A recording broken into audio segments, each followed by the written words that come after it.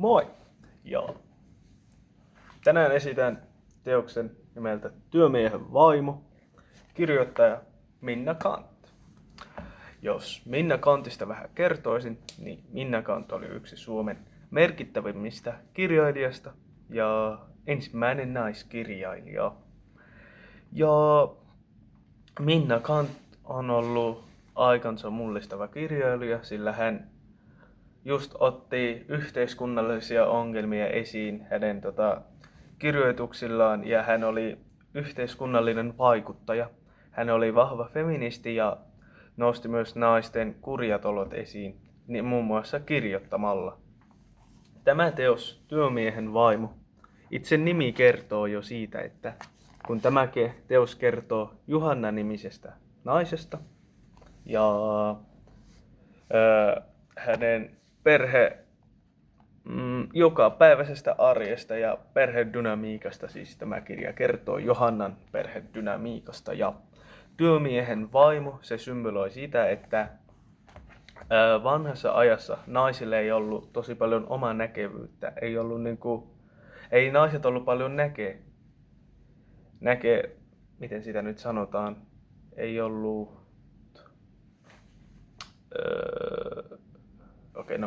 mennään asiaan. Se, että naisilla oli identiteetin puutetta itsestään, vaan siinä oli aina joku mies, joka sitä naista ohjasi ja määräsi hänen elämään ja aina eli jonkun miehen vallan alla. Kuten tässä Työmiehen vaimo. Siinä on se työmies ja sen vaimosta kertoo. Siinä on se työmiehen vaimo. Hänen roolinsa jotenkin sitoudutaan aina johonkin miehen, naisen rooliin. Ja juuripa tämä tästä kirja kertoo, että siinä on työskentelevä nainen nimeltä Johanna ja hänellä on mies nimeltä Risto.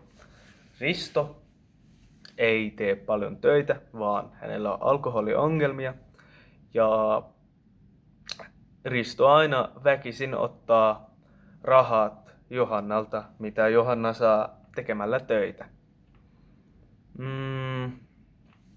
Yksi tärkeimmistä aiheista, mitä tässä kirjassa käsitellään, on avioliiton epätasa-arvot, yhteiskunnalliset ongelmat, muutenkin rikkaiden ja köyhien välinen ero. Mutta yksi semmoinen toinen asia, joka myös tässä teoksesta näkyy, on rahan merkitys. Se, että raha ympärissä kaikki pyörii, me olemme kaikki jotenkin rahalle orjia ja sillä, jolla on kaikista eniten rahaa, jotenkin vaikuttaa niin paljon meidän elämään ja ajaa meitä tavallaan. Ja me olemme kaikki rahan vankeja. Ilman rahaa ei tällaista epäkohtelua olisi ollut tai luokkaeroa olisi muodostunut, vaan jotenkin raha dominoi meidän joka ikisessä elämässä, jokaisen asian yhteydessä. Se raha merkitsee kaiken. Raha määrittää kaiken. Tämä teoksesta päätellen. Mulla on täällä muistinpanot. Yritän pysyä kärryllä ja asiassa ja ettei tästä videosta tulisi liian pitkä. Tässä, kuten aiemmin mainitsin, epätasa-arvot.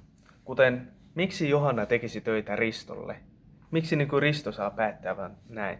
Kun Ristolla on laki hänen puolensa. Laki velvoittaa, kun tämä kirja on kirjoitettu siihen aikaan, että naisilla ei voi olla omaa omaisuutta, vaan se kuuluu hänen aviomiehelle tai hänen isälle. Ja sitten kaikkea omaisuutta, mitä Johannalla on, tai palkkaa, mitä hän saa, se suoraan menee Riston nimeen tai Riston vastuussa niistä, eikä Johanna. Ja siten Risto käyttää rahoja, miten hän tahtoo. Esim. Monesti Johannalla ei ollut ruokaa kotona ja nälkäinen lapsi, mutta Ristolla on se alkoholiongelma, niin se tavallaan ajaa Ristoa se alkoholiongelma ja hän ottaa kaikki rahat ja sitten menee juomaan.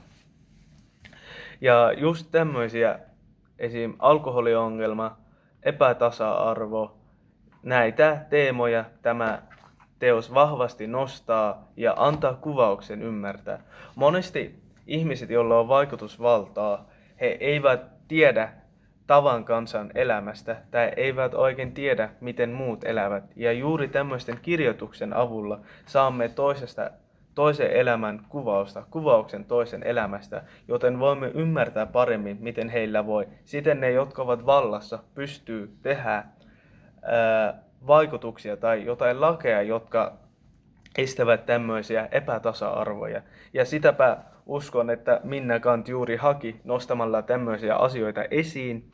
Hän yritti vaikuttaa niihin ja myös yritti saada vaikutuksen valloilla olevista ihmisistä, että tekisivät asialle jotain.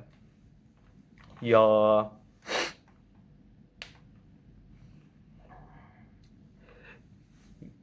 niin, rikkaiden ja köyhien ero näkyy tosi paljon tässä kirjassa, esim. Miten rikkaat ihmiset elävät ja miten köyhät elävät ja kuinka paljon niiden elämä eroaa toisistaan. Myös toinen asia, miten antaa sen ajan Suomesta kuvan, kuin huonosti mustalaisia esim. On kohdeltu. Täällä kirjassa esiintyy mustalaisperhe ja huomaan tätä kirjata lukien, kuin huonosti heitä on kohdeltu ja kuin huonosti heitä on kohdeltu. Anteeksi, kun sanoin tämän sama asia jo 3 kertaa. Lukukokemus oli tosi hyvä luettaessa tätä kirjaa. Siis järjettömän hyvä, kun olen aina ollut kiinnostunut näkemään toisten näkökulmaa ja myös historiasta. Tämä kirja nostaa hyvin esim. Miten Suomessa vanhaa aikaa ajateltiin ja minkälaisia ajatuksia ihmisillä oli. Esim. Ulkopuolisista mustalaisia ei pidetty suomalaisen yhteiskunnan osana, vaan heitä pidettiin ulkopuolisena tahona. Ja kirjassa korostui, miten heidän suhtauduttiin ja hämmästyin, kuin halveksuvasti heidän suhtauduttiin siihen aikaan. Ja päihderiippuvuudesta kirja kertoo muun muassa alkoholiongelma, mitä alkoholiongelma tuhoaa itseään myös ympärille olevia ihmisten elämää ja miten vaan kaikilla meille huonosti, jos sortuu riippuvuusongelmiin. Ja kirja tosi realistisesti kuvaa jokapäiväisen arkielämän ilman hienostelematta ja nostaa ne karut asiat esiin.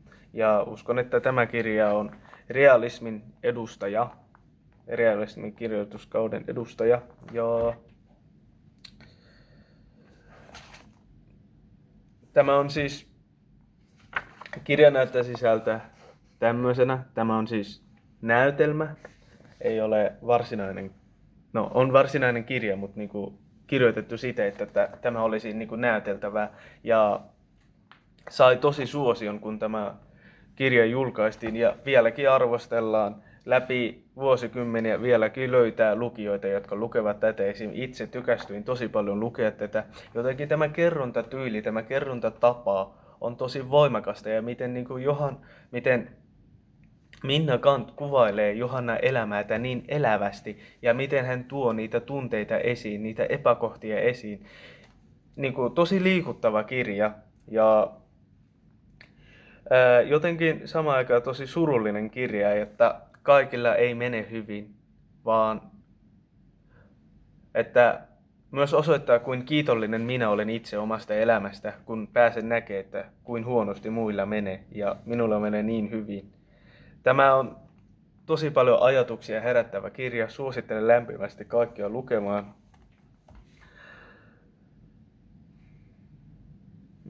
Samat yhteiskunnalliset ongelmat ja muuta. Pois vahva. Voisin lukea tässä välissä itseään liikuttavin lause tästä kirjasta itse asiassa, kun olen vähän heikko lukija ja en aina ymmärrä kaikkea, mihin viitataan, mutta aloitan lukea. Luen vain yhden lauseen. Ei hän sitä ihminen tiedä, koska hänen aikansa on tullut. Ja tossa vaiheessa älysin, että Juhanna on kuollut. Jotenkin tosi surullista. Johanna on ollut pitkään kipeänä ja hänellä on ollut muitakin ongelmia, myös tosi paljon stressiä ja pelkoa. Esim. Ristohan vei, kun Johannalla oli semmoinen käsityö, semmoinen kangaspala, joka antoi ja hänen pitää palauttaa sitä kangaspalaa sen omistajalle käsityön jälkeen ja siitä hän saa palkkaa. Se on tosi kallis kangaspala. Niin kun Risto vei sen ja myi sen saadakseen ryyppyrahaa, Johannalla oli niin suuri shokki, jotenkin se sai niin kuin hänen mielialalta täysin kaatumaan. Ja siinä loppukohdassa, että Johanna oli sängyssä makaamassa sitten Teppo ja oliko Anna-Liisa, ei kun Leena-Kaisa, Teppo ja Leena-Kaisa nosti häntä ja laittoivat syrjiin ja sitten muutenkin niin kuin Hanna-Kaisa, Leena-Kaisa alkoi siivoa hänen huonetta, niin siinä vaiheessa en älynnyt, että Johanna oli jo kuollut. Vasta tässä vaiheessa älysin, että Johanna on jo kuollut. Ja jotenkin oli niin surullista nähdä, että kun Johanna oli tosi hurskas ihminen, hän uskoi Jumalan tosi vahvasti ja hän ei ikinä menettänyt tavallaan toivoa ja aina toivoi, että joo, tästäkin pärjään ja paremmat ajat tulee, joo, minä pystyn tästä. Ja jotenkin niin surullinen niin kuin lopetus hänelle, että sydän särki suorastaan ja en tavallaan olisi halunnut, että kirja loppui näin, mutta tämä on se luonnollinen tapa, tämä menee hyvin, sopi tähän niin kuin tarina, että se just loppui näin. Tämä on niin kuin täydellinen loppu, vaikka en itse tykännyt ja tosi surullinen, mutta niin kuin en voi keksiä parempaa loppua tälle. Ja juuri nimenomaan tämän takia tämä teos on niin liikuttava. Ja itse asiassa luin tämän teoksen jo yläkoulun aikana ja on tosi mukava päästä lukea uudelleen, koska tämä on varmaan mun ensimmäinen teos, joka oikeasti tykkäsin lukea, kun en aina jaksanut lukea pienestä asti. En ollut kovin lukutoukka, mutta tätä silloin niin innostuin lukemaan yläkoulun aikana. Ja luin niin kannesta kanteen ja yritin ymmärtää jokaisen kohdan, kun olin niin investoitunut tähän kirjaan.